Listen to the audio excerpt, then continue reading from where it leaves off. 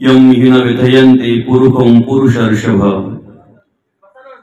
समदुःख सुखम धीरम समृतत्वाय कल्पते।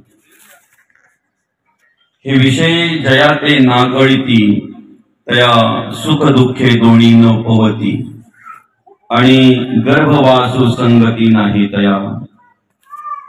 तो नित्य रूप पार्था ओळखावा सर्वथा जो या इंद्रियार्था नागवीची। प्रस्तुत प्राप्त समयी आजच्या या प्रवचन रूपी सेवेकरिता घेतलेला श्लोक गीतेतील अध्याय क्रमांक 12 अध्याय क्रमांक 2 आणि या दुसऱ्या अध्यायातील श्लोक क्रमांक 15 या 15व्या श्लोकामध्ये अर्थात अर्जुनाला उपदेश करत असताना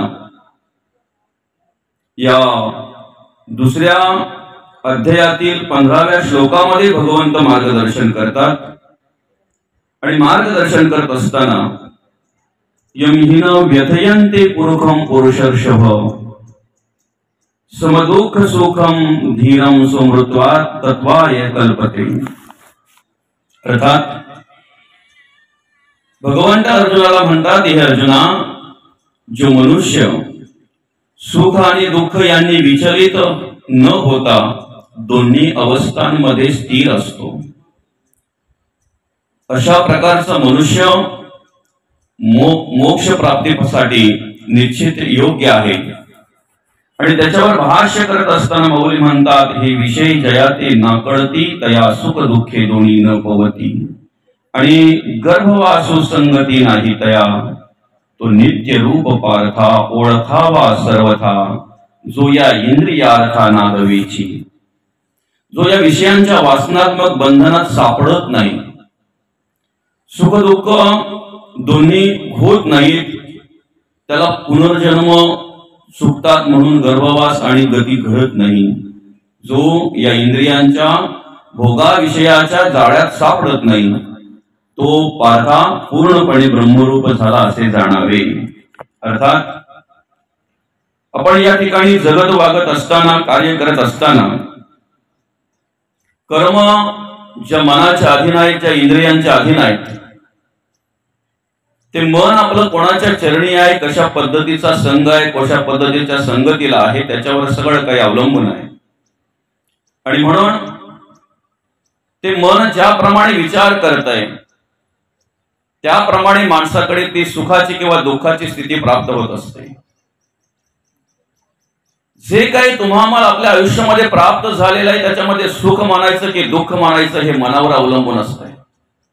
आणि म्हणून जो मनुष्य आपल्या आयुष्यामध्ये सुख प्राप्त व्हावं वा दुःख प्राप्त होवो पण विचलित होत नाही, कुठल्याही प्रकारे त्याची स्थिती बदलत नाही, तो बदलत नाही, तो स्थिर असतो, तो मनुष्य मोक्ष प्राप्तीसाठी योग्य आहे। अशा प्रकारे या श्लोकामध्ये भगवंत मार्गदर्शन करतात। या श्लोकावर अर्थपूजा बांधण्याआधी, या श्लोकावर चिंतन करण्याआधी ज्या निमित्ताने या ठिकाणी आपण ही प्रवचन सेवा आयोजित केलेली आहे, या आंधे गावातील हे कडव परिवार आणि या कडव परिवाराचे पिताश्री कैलासवासी धर्मालहू कडव बाबांचं 17/11/2024 रोजी वृद्धापकाळाने निधन झालं आणि आज तिथीप्रमाणे त्यांचं प्रथम पुण्यस्मरण आणि प्रथम पुण्यस्मरणानिमित्त या ठिकाणी आपण हे प्रवचन सेवा आयोजित केलेली आहे। खरं तर बाबांनी या ठिकाणी अतिशय चांगल्या प्रकारे कार्य केलं। एक आदर्श शेतकरी म्हणून त्यांनी आपल्या या कुटुंबामध्ये, आपल्या या समाजामध्ये कार्य केलं। या ठिकाणी कार्य करत असताना त्यांच्या पाश्चात आमचे गुरुनाथ दादा असतील, संतोष दादा असतील, विलास दादा असतील, योगेश दादा असतील, आमच्या जिजाताई असतील, रंजनाताई असतील, आपल्या मुलांचं संगोपन केलं, त्यांच्यावर चांगल्या प्रकारे संस्कार करण्याचं काम केलं, कार्य केलं आणि स्वतःसाठी जगत वागत असताना समाजासाठी, देशासाठी, देवासाठी आणि धर्मासाठी भगवंताने जे आपल्याकडे बळ दिलेलं आहे, जी शक्ती दिलेली आहे, जे सामर्थ्य दिलेलं आहे, त्या सामर्थ्याचा उपयोग त्यांनी समाजासाठी केला, देवा धर्मासाठी केला. आणि म्हणून माणसाच्या आयुष्यामध्ये जी काही कर्म घडतात त्या कर्माचं स्मरण देह गेल्यानंतर केलं जातंय, बरं का. या नरद्याची जाणीव करून देत असताना, ओळख करून देत असताना संत म्हणतात, देह हे काळाचे धन कुबेराचे, येथे मनुष्याचे काय आहे. देह काळाचा आहे, धन कुबेराचं आहे, मग इथं माणसाचं काय आहे. जोपर्यंत अंतरात्मा आहे तोपर्यंत हा देह कार्य करत असतो. देवाचं सामर्थ्य जोपर्यंत आहे तोपर्यंत हा देह या ठिकाणी कार्य करत असतो. आत्मा जाता देह पडे, देह पडता म्हणती मळे, मळ्यास कर्तृत्व न घडे कदा काळी. एकदा काय आत्मा निघून गेला तर देवाने या देहाची साथ सोडली की मग मात्र सर्वांग आपल्या डोळ्यासमोर पडलेला असतं. शरीराने मनुष्य आपल्या डोळ्यासमोर पडलेला असतो, पण कुठल्याही प्रकारे कार्य करू शकत नाही. डोळे आहेत, डोळ्याने आलेली माणसं पाहू शकत नाही. कान आहेत, कानाने ऐकू शकत नाही आपला आवाज. कुठल्याही प्रकारे कार्य घडत नाही, कुठल्याही प्रकारे कार्य करू शकत नाही. कारण जोपर्यंत भगवंताचं सामर्थ्य आहे तोपर्यंत या सगळ्या प्रकारचं कार्य घडत असते. तुम्ही अनेक शास्त्र वाचा, पुराण वाचा, अनेक प्रकारे अनेक ग्रंथांचा अभ्यास करा. पंचभूतात्मक देह आहे अशा प्रकारे जाणीव करून दिलेली पृथ्वी, आप, तेज, वायू आणि आकाश. ज्या वेळेला अंतरात्मा निघून जातो त्यावेळेला ही पाचही भूतांमध्ये विलीन झाली जातात. असं म्हणतात, माणूस मेल्यानंतर शेवटी देहाची राखाडी होते, माती होते शेवटी माणसाची. नवे अंतरात्मा निघून गेल्यानंतर त्या शरीराला सुद्धा मातीच म्हटलं जातंय. खूप जड झाले म्हणतात माती, बरं का. पृथ्वीमध्ये विलीन होते, आप आपामध्ये विलीन होतंय, तेज तेजामध्ये विलीन होतंय, वायू वायूमध्ये विलीन होतो, आकाश आकाशामध्ये विलीन होतंय. देह तर आपल्या समोर नष्ट झाला जातोय. देहाची तर आपल्या समोर, शरीराची तर आपल्या समोर माती झाली जाते. मग सांगा ना, देह गेल्यानंतर माणसाचं काही शिल्लक राहत आहे. अंतरात्मा असेपर्यंत माणसाने उभ्या आयुष्यामध्ये केलेली कर्माने मात्र मनुष्य शिल्लक राहत असतो. कर्माचे प्रकार अनेक आहेत. या ठिकाणी जगत वागत असताना अनेक प्रकारची कर्म माणसाकडून घडत असतात, कारण कर्म करून घेणारे अनेक आहेत. त्यामध्ये मुख्य 3 गुण आहेत. रजोगुण आहे, तमोगुण आहे, सत्वगुण आहे. विषय पंचक आहे. शब्द, स्पर्श, रूप, रस आणि गंध. विकार आहेत. काम, क्रोध, लोभ, मद, मत्सर, रंभ, संशय, चिंता, असूया, दोया, भावना, कल्पना, इष्णा, वासना, आशा, ममता, तृष्णा. हे सगळे आहेत आणि हे सगळे माणसाकडून कर्म करून घेत असतात, कार्य करून घेत असतात. ज्या वेळेला माणसाला जाणीव नसते ना, सत्संग नसतो, संतांचे विचार नसतात, संतांचं मार्गदर्शन जोपर्यंत नसते तोपर्यंत कसं जगावं वागावं हे माणसाला कळत नाही. आणि म्हणून आमचं आयुष्य जगत असताना, आम्ही आमच्या आयुष्याचा मार्ग क्रमण करत असताना कर्माचे प्रकार जरी अनेक असले तरी त्याची विभागणी मात्र 2 प्रकारामध्ये झाली जाते. एक पाप कर्म आणि एक पुण्य कर्म. याच्या व्यतिरिक्त तिसरं नाही. कर्म करण्याचे प्रकार अनेक आहेत, पण विभागणी मात्र शेवटी 2 प्रकारामध्ये झाली जाते. तुम्ही केलेल्या कर्म पापात्मक आहे की पुण्यात्मक आहे, ते पापाचं आहे की पुण्याचं आहे. आणि मग ज्याप्रमाणे कर्म घडत असतील त्याप्रमाणे पुढे गती ठेवलेली आहे, गती मांडलेली आहे. कर्मावर गती अवलंबून आहे. त्याची जाणीव करून देत असताना असं म्हटलेलं आहे, सकळ गुणापासी गती, सगुण भागे श्री भोगती, अवगुणास दरिद्र्य प्राप्ती, यदर्थी संदेह नाही. पुण्य कर्म करणाऱ्यांना सद्गती प्राप्त होते असं शास्त्र म्हणत आहे, आणि पाप कर्म करणाऱ्यांना मात्र अधोगती प्राप्त होते. पुण्य कर्म करणाऱ्यांना आपण केलेल्या कर्माप्रमाणे पुढे मरणोत्तर जागा प्राप्त होते, आणि पाप कर्म करणाऱ्यांना त्यांनी केलेल्या कर्माप्रमाणे 84 प्रकारचा नरक सांगितलेला आहे. नरकाचे प्रकार 1-2 नाही आहे, 84 प्रकारचा नरक आहे. ज्याप्रमाणे कर्म घडत असतील त्याप्रमाणे त्या कर्माला नरक ठेवलेला आहे.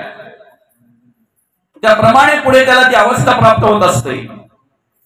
आणि म्हणून या ठिकाणी कार्य करत असताना, आपलं आयुष्याचा मार्ग क्रमण करत असताना आपण कशा प्रकारे जगावं, कशा प्रकारे वागावं याचा अधिक विचार केला पाहिजे. बाह्यांगाला अधिक महत्व देण्यापेक्षा अंतरंगाला अधिक महत्व दिलं पाहिजे. कारण वेश वरीवरी केला अंतरी दोष भरला, त्या दोषाच्या दहनाला आत्मज्ञान पाहिजे. आम्ही वरून कितीही जरी चांगल्या प्रकारे राहण्याचा प्रयत्न केला, चांगल्या प्रकारे ड्रेस वेश करण्याचा प्रयत्न केला, तरी ते ड्रेस वेश केल्यानंतर आमच्या अंतरामध्ये बदल होईलच असं नाही. आणि ड्रेस वेश करून जर बदल घडत असता तर ज्या वेळेला रावणाने साधूचा वेश केला त्यावेळेला त्याची वृत्ती बदलायला हवी होती, त्यावेळेला त्याचे विचार बदलायला हवे होते. पण ड्रेस वेश करून त्याचेही विचार बदलले नाहीत, आमचे काय बदलणार? म्हणून बाह्यांगापेक्षा आम्ही अंतरंगाला अधिक महत्व द्यायला पाहिजे.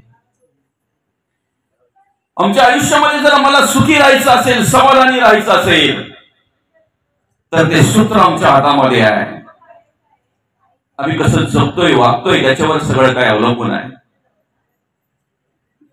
आध्यात्मिक, अधिभौतिक आणि अधिदैविक या 3 तापांपैकी प्रत्येकाला एक ताप असतोच असतो. देवादिकांना सुद्धा सोडलं नाही, त्यांनी संतांना सुद्धा सोडलं नाही. तुम्ही वाचा, संतांचं चरित्र कळेल कशा प्रकारे त्यांचं जीवन होतं, कशा प्रकारे त्यांनी जीवनाचा मार्ग क्रमण केला.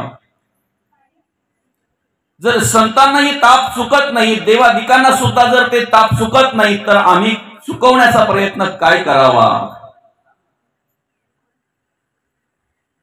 जे आहे ते स्वीकारावं, फक्त त्याची अधिक झळ लागू नये म्हणून भगवंताचं नामस्मरण करावं. कारण त्या दुःखाचं निवारण करण्याचं काम भगवंत करत असतात, संत करत असतात. किती साधा आणि सोपं सांगितलंय बघा भगवंताने या ठिकाणी.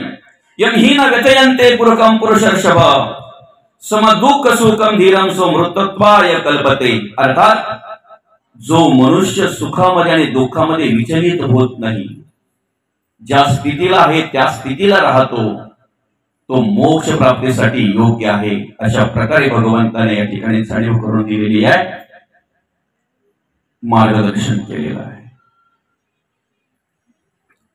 आम्ही लहान असताना एक म्हण ऐकायचो, गरिबी आली म्हणून लाजू नये आणि श्रीमंती आली म्हणून माजू नये. बरं का? माणसाच्या परिस्थितीवर माणसाचे विचार अवलंबून असतात. माणसाच्या परिस्थितीवर माणसाचं जगणं वागणं अवलंबून असतंय. आणि म्हणून जैसी स्थिती आहे तैशा परी राहे, कौतुक तूप आहे संचिताचे. ठेविले अनंते तैशीची राहावे, चित्ती असू द्यावे समाधान. भगवंतानी आम्हाला जिथे ठेवले ना तिथे स्थिर राहून नामचिंतन करता आलं पाहिजे. तिथे आमचा डोका आम्ही चालवता कामा नाही. पण देवा मला असं असं जर केलं असतं, असं एवढं जर माझ्याकडे असतं ना तर मी खूप परमार्थ केला असता. भगवंत म्हणतात कदाचित तू इथे नसता, पण ज्या ठिकाणी अर्जुनाला भगवंतानी उभं केलेले त्याच ठिकाणी राहून त्याला युद्धाला सुरुवात करायची होती. पण नाही, त्याचं मत त्याने मांडलं. भगवंताला सांगितलं काय, ज्यांच्याशी युद्ध करायचंय त्यांना जरा बघू द्या तर. कोण आहेत ते?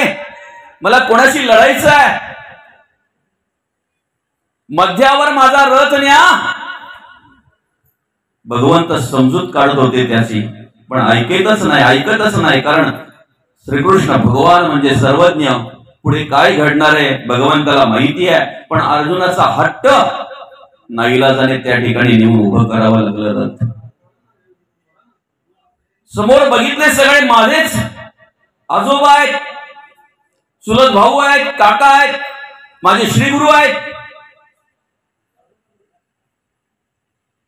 अर्जुनाची इंद्रिय गळल्यासारखी झाली. अंग चळचळा कापायला लागलं, घशाला कोरड पडली, बसून घेतलं खाली, शस्त्र खाली ठेवलं. त्याची अवस्था ती बघितल्यानंतर भगवंत त्याला मार्गदर्शन करायला लागले. अर्जुना म्हणजे काय सांगताय तुम्ही मला? यांच्याशी मी लढायचंय, यांच्याशी मी झुंजायचंय? हे तर माझेच आहेत ना, माझे काका आहेत, माझे भाऊ आहेत, चुलत भाऊ आहेत, गुरु आहेत माझे. त्यांच्याशी भांडायचं मी, त्यांच्याशी युद्ध करायचं? ज्या वेळेला माणसाच्या अंतःकरणामध्ये मोह निर्माण होतोय ना, ममत्व निर्माण होतोय ना, त्यावेळेला त्याच्या हातामध्ये गीता पाहिजे, ज्ञानेश्वरी पाहिजे. कारण या मोहापासून दूर करण्यासाठी, या ममत्वापासून दूर करण्यासाठी जे मार्गदर्शन केलं अर्जुनाला, ते मार्गदर्शन म्हणजेच गीता आहे. ते मार्गदर्शन म्हणजे गीता आहे. आणि मग अर्जुन म्हणतोय माझी इंद्रिय स्वीकारत नाहीयेत. काय? यांना मारून, यांच्याशी युद्ध करून ते राज्य मी घेण्यापेक्षा भीक मागून जेवलेलं बरं पडेल, ही भाषा अर्जुनाची आहे. काय म्हणतोय अर्जुन? यांच्याशी झुंज करून, यांच्याशी युद्ध जर करायची वेळ मला येत असेल तर मी संन्यास घेतोय ना. आणि मग त्या संन्यासाची कर्म काय? हे सगळं ज्या वेळेला अर्जुनाच्या मुखातून हे शब्द आलेले आहेत ना, अर्जुनाच्या प्रश्नाला दिलेलं उत्तर म्हणजेच गीता आहे. बघा ना, मध्ये मध्ये कसं विचारतोय तो. म्हणजे इंद्रिय माझी गळून पडलेली आहेत, माझी इंद्रिय स्वीकारत नाही ही कर्म करायची म्हणून. आणि म्हणून भगवंत म्हणतात इंद्रिय जे जे म्हणते ते त्याची, जे पुरुष करती ते तरलेची, न करती विषय शेंतू. इंद्रिय अधीन जो झाला, इंद्रियांचं ऐकून जो आपल्या जीवनाचा मार्गक्रमण करायला लागला, त्याचं आयुष्य उद्ध्वस्त झालं समजा. हे विषय जयाते ना कळती, तया सुख दुःखे दोन्ही न पवती. आणि गर्भवासू सुसंगती नाही तया, तो नित्य रूप पार्था ओळखावा सर्वता. जो या इंद्रियार्था नागवीची. प्रत्येक गोष्ट आमच्या आयुष्यामध्ये जी आम्हाला प्राप्त झालेली आहे ना, ती भगवंताच्या कृपेने प्राप्त झालेली आहे. आणि ती हितासाठीच आहे. फक्त तिचा वापर कसा करावा हे ज्ञान, हे मार्गदर्शन आम्हाला प्राप्त झालं पाहिजे.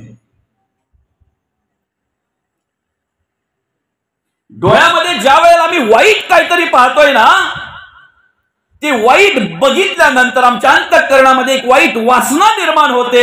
त्यावेळेला मला असं वाटतंय दृष्टीच नसती तर बरं झालं असतं. पण त्या डोळ्यातून काय पाहायचं हे मार्गदर्शन ज्या वेळेला आम्हाला प्राप्त होतंय, आणि ज्या वेळेला विष्णू माया जग वैष्णवांचा धर्म भेदा भेद भ्रम अमंगळ, हा भेदा भेद ज्या वेळेला आमच्या अंतःकरणातला निघून जातो, आणि विष्णुमय जग आहे प्रत्येक ठिकाणी, ज्या वेळेला आम्हाला भगवंताचं दर्शन घडतंय ना, त्यावेळेला खऱ्या अर्थाने आम्हाला दिलेल्या प्राप्त झालेल्या डोळ्यांची किंमत आम्हाला कळते.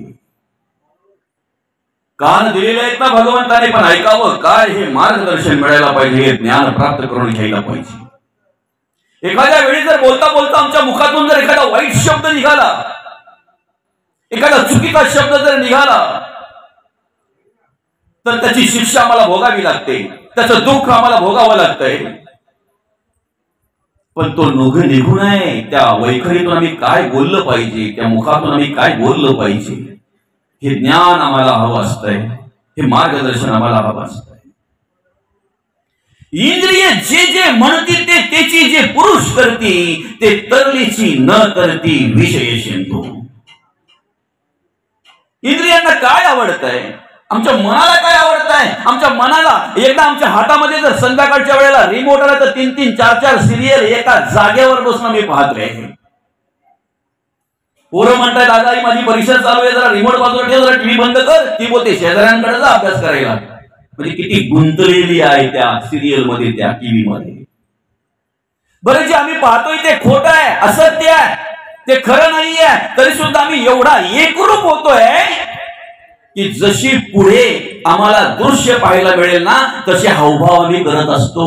आमच्या चेहऱ्यावर त्या पद्धतीचे हावभाव निर्माण होत असतात. माहिती आहे ते खोटं आहे, पण तरी सुद्धा एवढा एकरूप होतोय, एवढा रममान होतोय. चुलीवर दूध करपलं तेही माहिती नाही. पोरांना बोलते, पोरांनो टीव्ही मध्ये काही वास येतोय का रे, कसला जळलं की काय, काय गरम झाली की काय टीव्ही आपली. तेव्हा ती पोरं बोलताय, दादा आई तू दूध करपवलं तिकडे. सांगा ना, ही स्थिती जर आमची प्रवचनामध्ये झाली, कीर्तनामध्ये झाली, अध्यात्म क्षेत्रामध्ये जर मनुष्य एवढा रममान झाला तर बसल्या जागेवर देवत्व प्राप्त व्हायला वेळ लागेल का त्याला?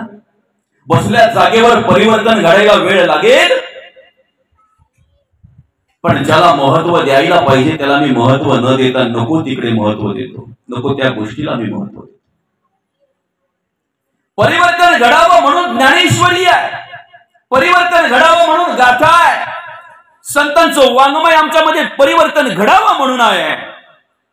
आम्ही टाइम पास म्हणून पाहतोय, आम्ही मनोरंजन म्हणून पाहतोय.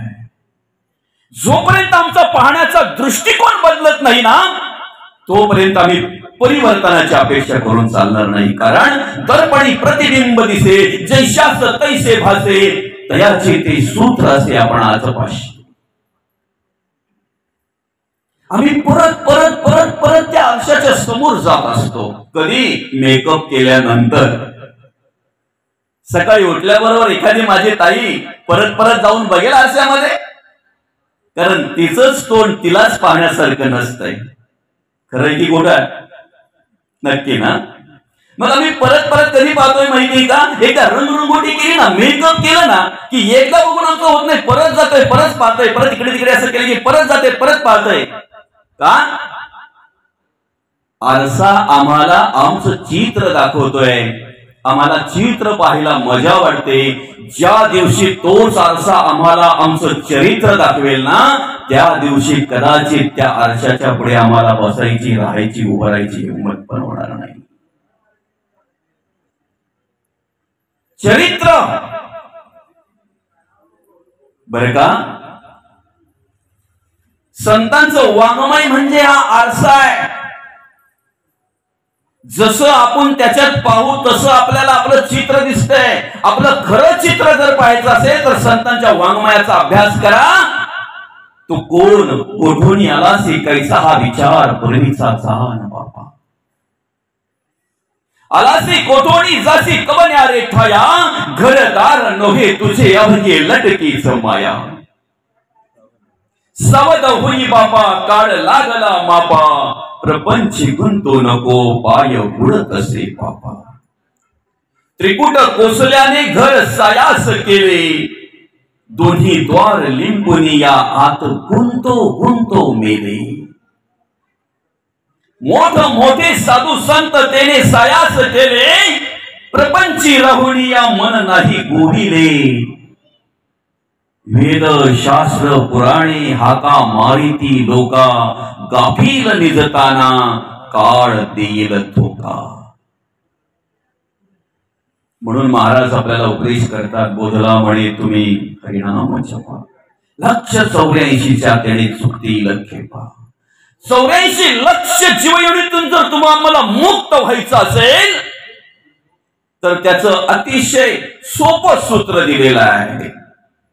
सुखात आणि दुःखात जर आपल्याला विचलित होऊ नये असं वाटत असेल, जशी स्थिती आहे तशा स्थितीला जर आपल्याला आनंदाने परमार्थ करायचा असेल, साधना करायची असेल, भगवंताचं स्मरण करायचं असेल तर क्षण ना क्षण आम्ही नामस्मरण केलं पाहिजे. हरिनाम जपा. कलियुगामध्ये आपला उद्धाराचा मार्ग म्हणजेच नामस्मरण आहे. नामस्मरण आहे. अर्जुन म्हणतो मी त्यांना काय मारणार, मी मारणारा कोण आहे, माझ्याकडून पाप घडेल, माझा अधिकार काय त्यांना मारायचा. भगवंत म्हणतात कर्माने ते आधीच मेलेले आहेत रे, फक्त कार्याकारण तुला पुढे केलेला आहे, मारणारा मी आहे. आणि शरीर जात हे अगवे, हे नाशिवंत स्वभावे, म्हणून तू झुंजावे पंडुकुमारा. हे कार्य तुला करायचं आहे, हे कार्य करणं तुझं कर्तव्य कर्तव्य आहे आणि कर्तव्य म्हणून कर, कारण मी विश्वात्मक देव असताना सुद्धा, या जगाचा निर्माता असताना सुद्धा जर मला कर्म करावी लागतात, मलाच जर कार्य करावं लागतंय, आपण तर जीव आहोत ना, आपल्याला तर कर्म करावीच लागणार आहेत. फक्त आम्हाला सांगणारा कोण नाही भेटला की कर्म म्हणजेच भक्ती आणि कर्म म्हणजेच परमार्थ आहे. हे विशेष ते नाकळती. एकदा मनुष्य गुंतला ना की सगळं विसरून जातो, तो पूर्ण विसरून जातोय. जेवढा विषयांमध्ये मनुष्य रममाण होतोय ना, तेवढा जर रममाण, तेवढी जर विदेह स्थिती त्याला जर परमार्थामध्ये प्राप्त झाली तर आयुष्याचा उद्धार व्हायला वेळ लागणार नाही, हे तेवढंच सत्य आहे. शब्द, स्पर्श, रूप, रस आणि गंध एवढं चप्पल हरिण ते सहज पकडता येत नाही, पण विशिष्ट प्रकारचा बासरीचा आवाज काढला, तो आवाज त्या हरणाच्या कानावर गेला ना की ते हरिण जागेवरच थै थै थै थै थै थै थै नाचायला लागतंय. अशा प्रकारे चप्पल असलेला हरिण ज्या वेळेला शब्दाला बोलतय की नाही, त्यावेळेला सहज पकडता न येणार सुद्धा हरिण सहज पकडलं जात आहे, शब्दाला बोललं जात आहे. माणसाच्या कानावर एकदा काही शब्द पडले ना की तो सुद्धा त्या ठिकाणी गुंतला जातोय. आईने हाक मारल्यानंतर कदाचित त्याला आवाज येईल की नाही माहित नाहीये, आईच्या शब्दाला तेवढी किंमत देईल की नाही ते माहित नाहीये, आईने सांगितल्यानंतर त्याच्यामध्ये परिवर्तन घडेल की नाही घडेल ते माहित नाहीये. पण एखादा शब्द जर विशिष्ट प्रकारचा त्याच्या कानावर पडला तर परत परत परत परत ऐकण्याची इच्छा त्याच्या अंतःकरणामध्ये निर्माण होते. कोण आहेत आपण? हजारो वर्ष तपश्चर्या करणारे शब्दाला भुलले. कानावर काय झाला? घुंगराचा आवाज झाला. वनामध्ये तपश्चर्याला बसलेले एक विचार करायला पाहिजे होता, हरिण तर काय पैंजण किंवा घुंगरू बांधून येणार नाही, कोल्हा तर घुंगरू बांधून येणार नाही. म्हणजे ती पैंजणाचा आवाज आहे, घुंगरांचा आवाज आहे, म्हणजे वेगळं काहीतरी असेल. मन बोलते डोलं तर उघडून बघ. आतून भगवंत जाणीव करून देतो, दादा नको रे उघडू डोळे, कारण या ठिकाणी ज्यांनी ज्यांनी डोळे उघडले ना त्यांचे परत मिटले नाही दादा, बरं का, उद्ध्वस्त झाले, बर्बाद झाले. खरं आहे ना माऊली? मनाने सांगितलं थोडेसे उघडायला काय हरकत आहे, आपल्याला कुठे सगळे उघडायचे आहेत, बरं का. थोडेसे उघडायला गेला पण सगळे कधी उघडले ते पत्ता लागला नाही, शेवटी मिटता नाही आले. कामाचा अतिरेक झाला तर अत्याचार घडतो. आज आम्हाला आमच्या समाजामध्ये वेगवेगळ्या प्रकारच्या घटना ऐकायला मिळतात. याला कारण काय? मनुष्य एकनिष्ठ नाहीये. जगत वागत असताना स्वतःचा विचार करत नाही, आम्ही कसं जगावं, कसं वागावं. पत्नी म्हणून घरामध्ये कार्य करत असताना मी सीतामाईचा आदर्श घ्यायला हवा. अरे जिच्या पायाला माती सुद्धा कधी लागली नव्हती, राजाची मुलगी, श्रीराम प्रभूंची पत्नी, दशरथ राजाची सून, काय कमी आहे?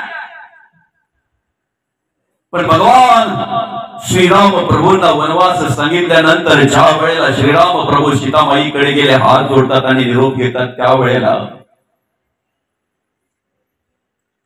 श्रीराम प्रभूंचं ते भाषण ऐकून, श्रीराम प्रभूंचं ते बोलणं ऐकून सीतामाईच्या डोळ्यामध्ये अश्रू आले. श्रीराम प्रभूंना वनवास सांगितला म्हणून सीतामाईच्या डोळ्यामध्ये अश्रू नाही आहेत. माझा निरोप घ्यायला आले म्हणून सीतामाईच्या डोळ्यामध्ये अश्रू आहेत. काय म्हणते सीतामाई? निरोप कोणाचा घेता तुम्ही? माणसं जर वेगळी असतील तर त्यांनी एकमेकाचा निरोप घ्यावा, पण आपण शरीराने जरी वेगळे असलो तरी मनाने एकच आहेत ना. एक मन असलेल्या माणसाने एकमेकाचा निरोप घ्यावा का? जिथे तुम्ही तिथे मी. 20-20, 25-25 वर्ष लग्न होऊन सुद्धा काही बाया, अजूनही काही महिला अजूनही भावांचा दम देतात नवऱ्याला. आमच्या माझ्या भावाला जर सांगितलं ना तर तुमच्या जो त्याला पायरीला दगड पण ठेवणार नाही. या महिलांनी माझ्या सीतामाईचा आदर्श घ्यावा. श्री रामप्रभू सांगतायत, पायी चालावं लागल, अनुवानी चालावं लागल. अगं तुझ्या पायाला कधी माती सुद्धा लागली नाही.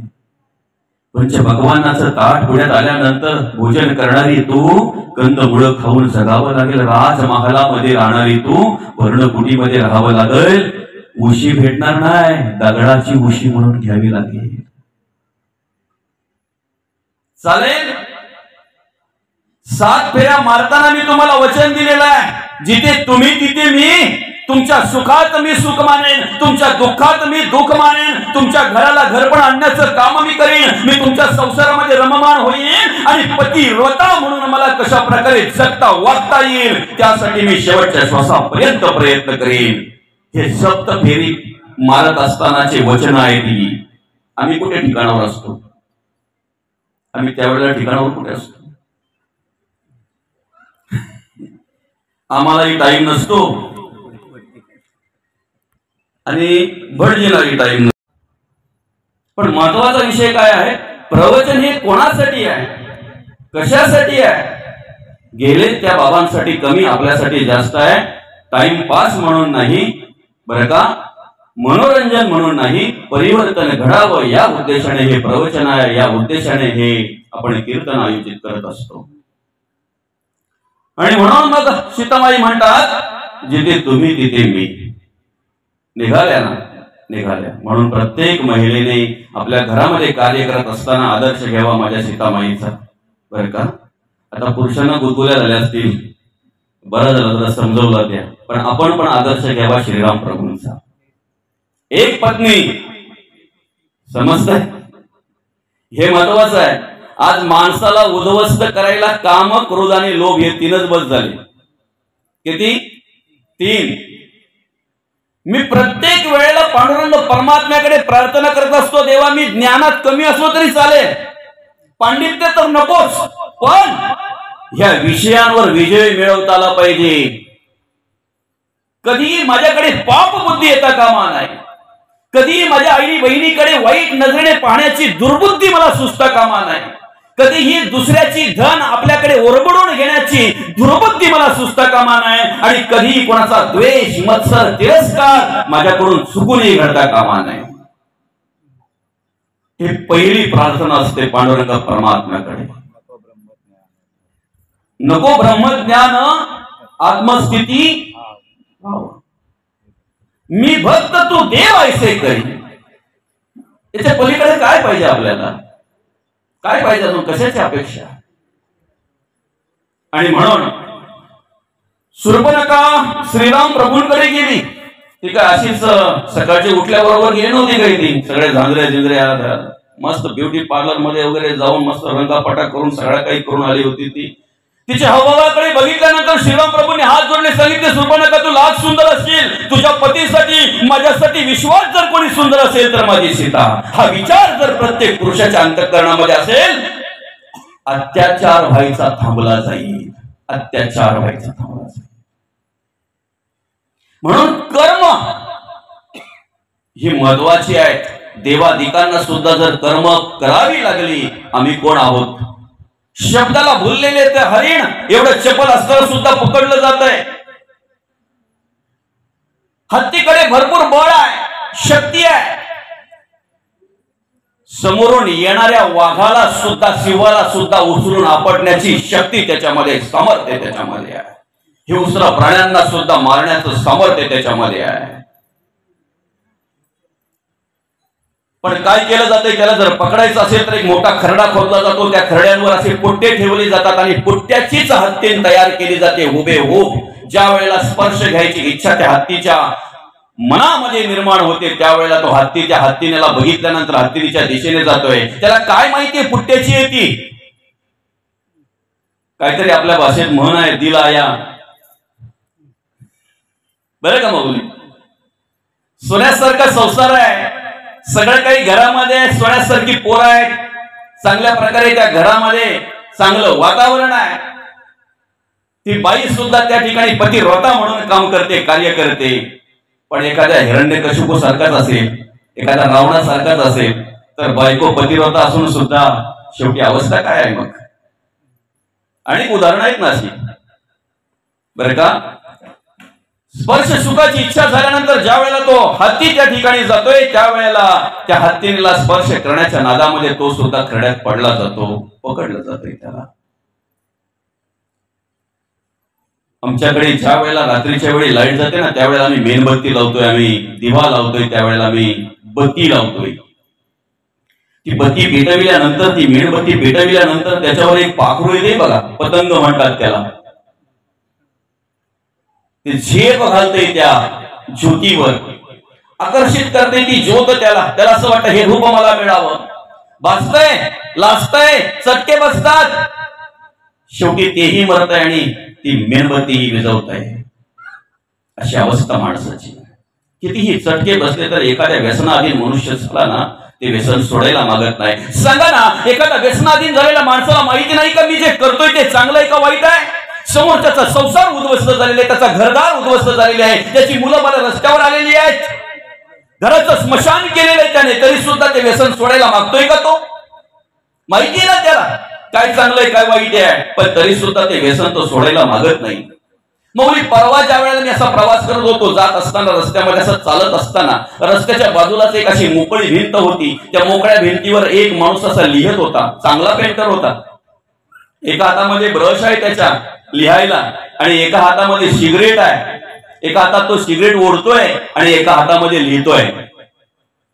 2 मिनिटं थांबलो मी, त्याचा अक्षर पाहिला, तो काय लिहितोय त्या मोकळ्या भिंतीवर ते पाहिला मी थांबलो.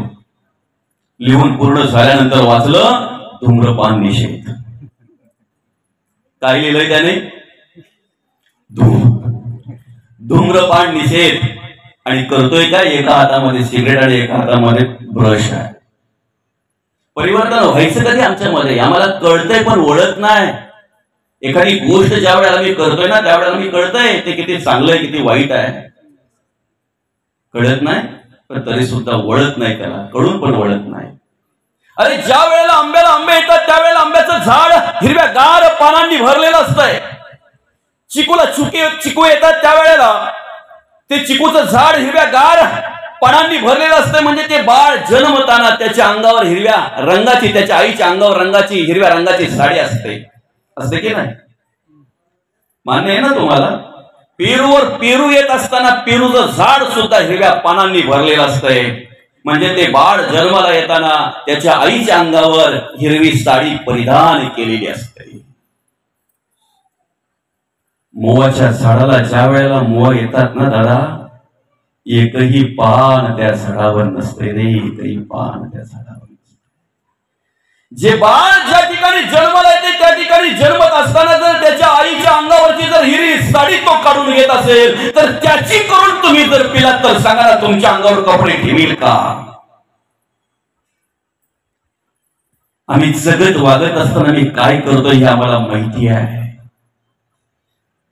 कधीतरी आमच्या बाईने रात्रीची भाजी जर आमच्या पुढ्यात सकाळी दिली तर पहिले आम्ही तिला वास घेऊन पाहतो. जर असा गंध वेगळ्या प्रकारचा येत असेल तर 4 शब्द तिला, तुला समजत नाही का, उतरलेली भाजी मला देते खायला, तिला विचारायला काही माहिती नसते.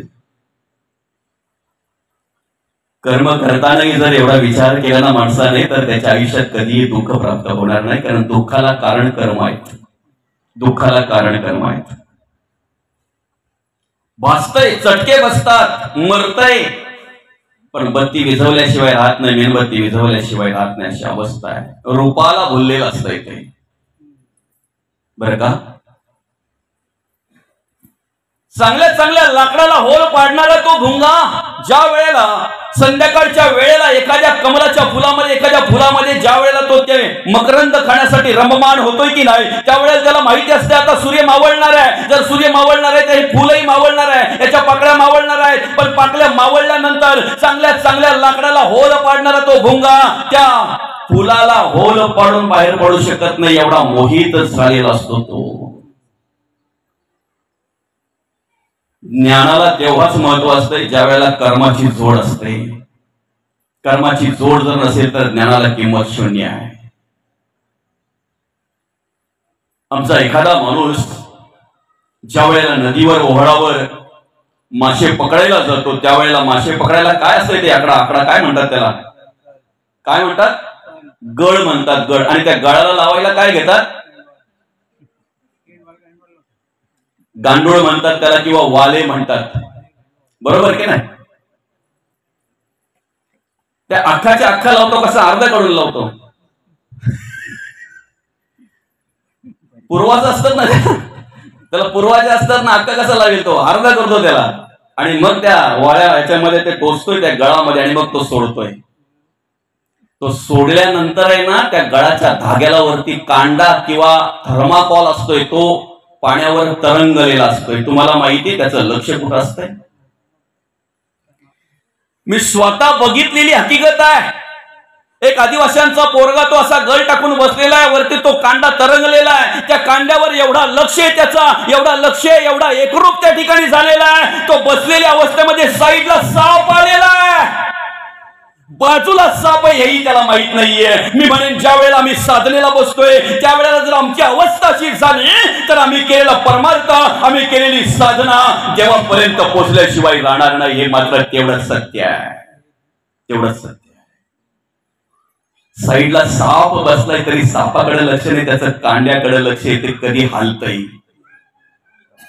अरे तो अर्धा टाकलेला वाला ज्या वेळेला त्या वाल्याला पाहून एखादा मासा येतोय त्यावेळेला तो वाला बोलतोय, मत आओ मेरे लिए, मैं आधा हूं तेरे लिए, अगर तो आएगा मेरे लिए तो ऊपर खड़ा है तेरे लिए. दादा तू माझ्यासाठी येऊ नको रे, मी अर्धा झालोय तुझ्यासाठी. जर तू माझ्यासाठी येशील ना, मला खायला येशील ना, तर तुझ्या घशामध्ये गळ अडकल्याशिवाय राहणार नाही. आणि एकदा काय तुझ्या घशामध्ये गळ अडकला ना की तुला काळ म्हणून यमाचा दूत वरती बसलेला आहे. हे यमदूतच ना.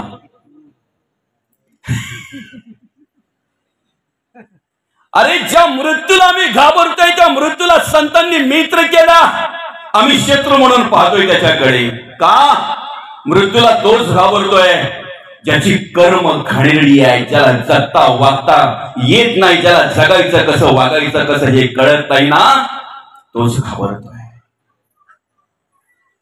आमचा अट्टास हा कशासाठी आहे?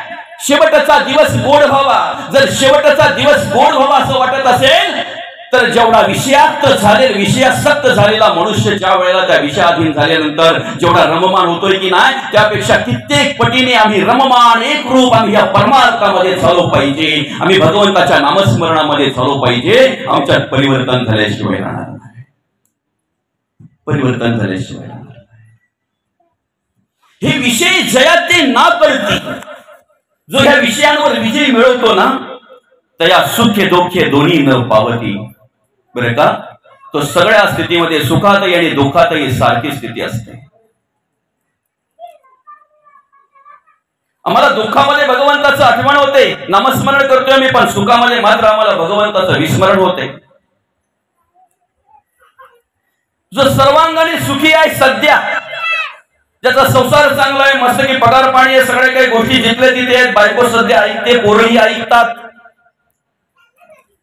त्याला सांगा ना दादा घरात गावात हरिणाम सोहळा चालू आहे, कधीतरी येऊन बसा. त्यांचं काय असतंय माहितीये उत्तर? मरायला टाइम नाही. काय उत्तर असतंय? मरायला टाइम नाही. काहींचं उत्तर काय असतं माहितीये? काय केलंय कमी देवाने आपल्याला, काय कमी केलंय देवाने आपल्याला, कशासाठी करायचं? अरे म्हणजे आम्हाला कमी केलं म्हणून आम्ही करतो का? बोलणं बघा कसं असतंय ते. पण सांगू का माऊली, हीच माणसं ज्या वेळेला वृद्ध होतात ना, हातपाय चळचळ कापायला लागतात ना, त्यावेळेला आपल्या मंदिराच्या पायरीवरून बसतात, कारण आतमध्ये जायची हिंमत नसते त्यांची. रोज मंदिरात जाणारी माणसं त्याला विचारतात, बाबा 4 दिवस झाले तुम्ही इथे येऊन बसताय, कारण काय? तुम्हाला याच्या अगोदर कधी प्रवचन श्रवणाला बघितलं नाही, कधी कीर्तन श्रवणाला बघितलं नाही. 7-7, 8-8 दिवस याच मंदिराच्या प्रांगणामध्ये सप्ताह असायचा, पण तुम्ही एक दिवसही कधी आले नाही. आज मी 4 दिवस पाहतोय बाबा, तुम्ही सकाळी येऊन इथे बसताय, संध्याकाळी घरी जाताय, काय झालं काय? त्यावेळेला तोच बाबा बोलतोय, त्यावेळेला तोच बाबा बोलतोय, घर खायला धावतोय, करू काय? ज्या पोरांसाठी हाडाची काढ केली, रक्ताचं पाणी केलं, ती पोरं माझी ऐकत नाहीत. ज्या बाईसाठी मी सगळ्यांना सोडलं आणि बाई बाई करत बसलो, ती बाई सुद्धा आज मला बोलायला लागले, ह्या बुवाला काही कळत नाही, हा बुवा आता काही पण बडबडतोय, काहीही करतोय. कसं जगावं कसं राहावं कळत नाही. नातवंड चेष्टा करायला लागली माऊली, नातवंड. त्यावेळेला त्याला देव आठवतोय. कबीर महाराज म्हणतात, दुख में स्मरण सब करे, सुख में करे ना कोई, जो सुख में स्मरण करे दुःख काय का होई. रात्रीच्या वेळी जर आम्हाला कधीतरी एखाद्या माळ रानावर जर जायची वेळ आली, शेतावर जायची जर वेळ आली, काही अंतरावर जर रात्रीच्या वेळी आम्हाला जायची वेळ आली, तर आम्ही घरातून बाहेर पडताना भगवंताचं नामस्मरण करतोय, कारण रात्र आहे. आम्हाला माहिती आहे सगळी भूत कधी निघतायत, कधी निघतायत भूत. रात्रीच्या 4 प्रहर आहेत. 8 वाजल्यापासून 10 वाजेपर्यंत 1 प्रहर, 10 वाजल्यापासून 12 वाजेपर्यंत 1 प्रहर, 12 वाजल्यापासून 3 वाजेपर्यंत 1 प्रहर आणि 3 वाजल्यापासून 6 वाजेपर्यंत 1 प्रहर. पहिल्या प्रहरेला जेवणारे जागे असतात 8 ते 10, 10 ते 12 उपभोग घेणारे जागे असतात आणि 12 ते 3 चोर लोक जागे असतात. चोऱ्या कधी होतात? 3 ते 6 साधक मंडळी जागे असते साधने करण्यासाठी. ब्रह्ममुहूर्त असतो तो. तुम्ही दिवसभर देवाच्या पुढ्यात 1 तास राहून नामस्मरण केलात ना, दिवसा फक्त 15 मिनिटच ब्रह्ममुहूर्ताला करून बघा, वाचून बघा, बघा काय परिवर्तन होत आहे ते. असं चला ठीक आहे. सुख आणि दुःख हे आमच्या कर्मावर अवलंबून आहे, आमच्या विचारावर अवलंबून आहे. आणि म्हणून आम्ही कसं जगावं, कसं वागावं हे आम्हाला कळलं पाहिजे. कशा पद्धतीने कर्म करावीत हे आम्हाला कळलं पाहिजे. आता या ठिकाणी या दुसऱ्या अध्यायामध्ये 15व्या श्लोकामध्ये भगवंत आपल्याला आम्हाला जाणीव करून देत असताना, ओळख करून देत असताना काय म्हणतात, यम ही न व्यथयन्ते पुरकम पुरुषर्षभ समसुख दुःख सुखम धीरम समृतकाय च कल्पते. तुम्ही सुखातही आणि दुःखातही जर सारखे असाल ना, तर तुम्ही मोक्षाला योग्य आहात. अर्थात दुःखामध्ये आम्हाला भगवंत आवडतोय, रात्रीच्या आठवतोय आम्हाला. रात्रीच्या वेळी जर कुठे जायची वेळ आली तर आम्ही भगवंताचं नामस्मरण करत जातोय, राम राम राम राम करत जातोय. आणि त्यातही एखाद्या रस्त्यामध्ये एखाद्या झाडाखाली गेलो तर पूर्वजांनी सांगितलं असतं त्या झाडाखाली अमुक अमुक आहे, रात्रीचे निघतात. आपला विषय काय आहे? भूत रात्रीचे निघतात. दुसऱ्या प्रहरेला आणि तिसऱ्या प्रहरेला भूते असतात, जागतात. भक्त जो आहे ना, तो दुसऱ्या प्रहरेला आणि तिसऱ्या प्रहरेला निवांत झोपेल असतो माऊली. 4थ्या प्रहरेला उठलेला असतो 3 ते 6 असो. म्हणून पूर्वीचे लोक आहेत ना, 9 वाजता तुम्हाला रात्रीच्या कोणाचा घरात एवढा भेटेल का? 8 साडेआठला ला जेवणार, 9 वाजता झोपणार म्हणजे झोपणार. पण सकाळी अरे 5 वाजता सगळे उठणार, आहे की नाही? घरासमोर रांगोळी असेल, तुळशीला पाणी असेल. हो, पावसाळ्यामध्ये एका नवीन विवाहितेला एका तिच्या सासूने सांगितलं, अगं तुळशीला पाणी टाकायचं. ती बोलते, काही वरून कमी पडतो का? वरून काही कमी पाणी पडतो? ती तुळस जगण्यासाठी पाणी नाही टाकायला सांगत तुला, तू जगण्यासाठी तुळशीला पाणी टाकायला सांगते. समजतंय? बरंच काही आहे ते, बरंच काही आहे. वेळ खूप कमी आहे आपल्याला माऊली, पुढे पुढे सरकायचं आहे आपल्याला. मात्र दिवसा जर आम्ही त्याच रस्त्यात जात असू ना, तर आम्हाला काय शांताबाई, काय कांताबाई, अजून काय काय आठवले सांगू शकत नाही. दुःख आल्यानंतर आम्हाला भगवंताचं स्मरण होतंय. सुखामध्ये मात्र आम्ही भगवंताला विसरून जातोय. सुखामध्ये जर आम्ही भगवंताचं नामस्मरण केलं तर दुःख कधी येऊन जाईल ते आम्हालाही कळणार नाही. कारण जेव्हा दुःख येईल ना, त्यावेळेला आम्ही भगवंताच्या नामस्मरणामध्ये रममान झालेलो असतो, तल्लीन झालेलो असतो. म्हणून सुखातही आणि दुःखातही समान जे असतात ना, कधी विचलित होत नाहीत ना, ते मोक्षासाठी योग्य आहेत. जरा आठवा जगद्गुरु तुकोबा, जरा आठवा माऊली ज्ञानोबा, शांती ब्रह्मनाथ महाराज आठवा. जरा खूप त्रास झाला हो यांना. चरित्र बघा ना, चरित्र शोधा ना. ही गाथा जी आपल्याला दिलेली ना, 4-4.5 अभंगाची गाथा, ही सहज दिलेली नाही. खरं तर तुकोबांच्या आयुष्यामध्ये ज्या ज्या घटना घडल्या, जे जे कार्य त्यांना पाहायला मिळालं, ज्या काही चांगल्या वाईट जे पण काही घडलं, जसे अनुभव जगद्गुरु तुकोबांना आले ते सगळे अभंगाच्या रूपाने मांडले, त्यांनी सगळे लिहिले, त्याची रचना केली. गाथा म्हणजे जगद्गुरु तुकोबांचं चरित्र आहे, चरित्र आहे. माऊली ज्ञानोबा, एक कल्पना करा फक्त, मुलांना समाजाने स्वीकारावं म्हणून आई वडील देहांत प्रायश्चित्ताची शिक्षा भोगतात. याच्या पलीकडे मुलांसाठी आई वडिलांनी काय करावं, काय करावं? याच्या पलीकडे दुसरं काय करावं आई वडिलांनी? निवृत्ती, ज्ञानदेव, सोबण आणि मुक्ताबाई या चारही भावंडांना जगता वागता यावं, समाजाने स्वीकारावं, मानपत्र मिळावं म्हणून विठ्ठल पंत आणि रुक्मिणी माता या दोन्ही आई वडिलांनी अर्थातच या दोन्ही उभाईतांनी देहांत प्रायश्चित्ताची शिक्षा भोगली. लहान लहान मुलं आहेत, अजून त्यांना काही कळत नाहीये. त्या मुलांनी मोठं व्हावं, आई वडिलांच्या आशीर्वादामध्ये आई वडिलांच्या मार्गदर्शनामध्ये त्यांनी कार्य करावं. आमच्या मुलांचा जन्म कशासाठी आहे त्यांना माहिती आहे ना, कारण थोर पुरुषांचा जन्म, संतांचा जन्म होण्याच्या आधी त्यांचं कार्य ठरलेलं असतंय. हिंदवी स्वराज्य संस्थापक राजेश्वर छत्रपती या ठिकाणी कार्याला आले, कार्य केलं, हिंदवी स्वराज्याची स्थापना केली. पण हिंदवी स्वराज्य संस्थापक राजेश्वर छत्रपती या ठिकाणी कार्याला येण्याच्या आधीचा काळ जर आम्ही बघितला तर आमच्या आई बहिणींची दिवसा ढवळ्या आबरू लुटली जायची, दिवसा ढवळ्या विधवा व्हायच्या आमच्या आई बहिणी, दिवसा ढवळ्या आई बहिणींचं कुंकू पुसलं जायचं. जगावं कसं, वागावं कसं याचा विचार पडला होता. जगण्याचं स्वतंत्र नव्हतं. मंदिरं उद्ध्वस्त झाली होती, मंदिराचे कलश उद्ध्वस्त केले होते, मंदिराच्या मूर्ती भंगल्या होत्या, भंगावल्या होत्या. आम्ही जाऊ शकत नव्हतो, आमच्या प्रार्थना स्थळावर प्रार्थना करू शकत नव्हतो, अशी अवस्था निर्माण झाली होती.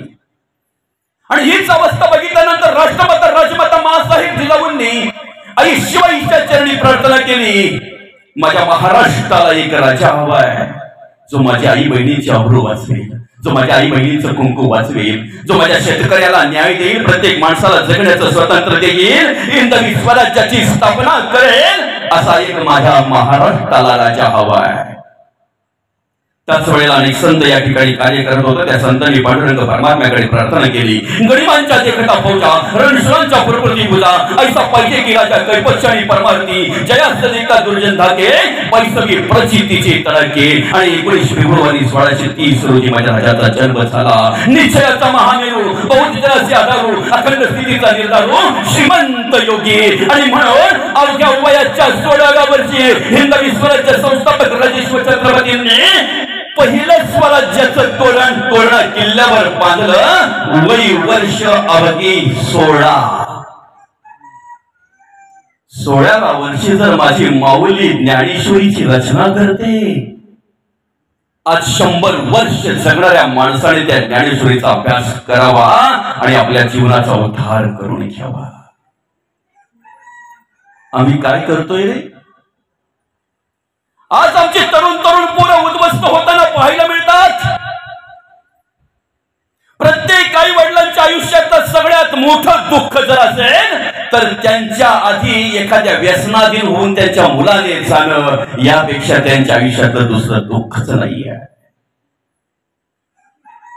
अरे कुठल्या बापाला असं वाटतं की माझा मुलगा उद्ध्वस्त व्हावा, बर्बाद व्हावा, त्याने माझ्या घराची राखरांगोळी करावी, माझ्या घराचं स्मशान करावं, असं कुठल्या बापाला वाटतंय? प्रत्येक बाप आपल्या मुलाला चांगल्या प्रकारे शिकवत असतो, चांगल्या प्रकारे शिकवण देत असतो, मार्गदर्शन करत असतो. प्रत्येक बापाला असं वाटत असतंय माझ्या आयुष्यात मला चांगलं जेवढं जगता वागता आलं नाही त्यापेक्षा अधिक चांगलं माझ्या मुलाने जगावं, वागावं.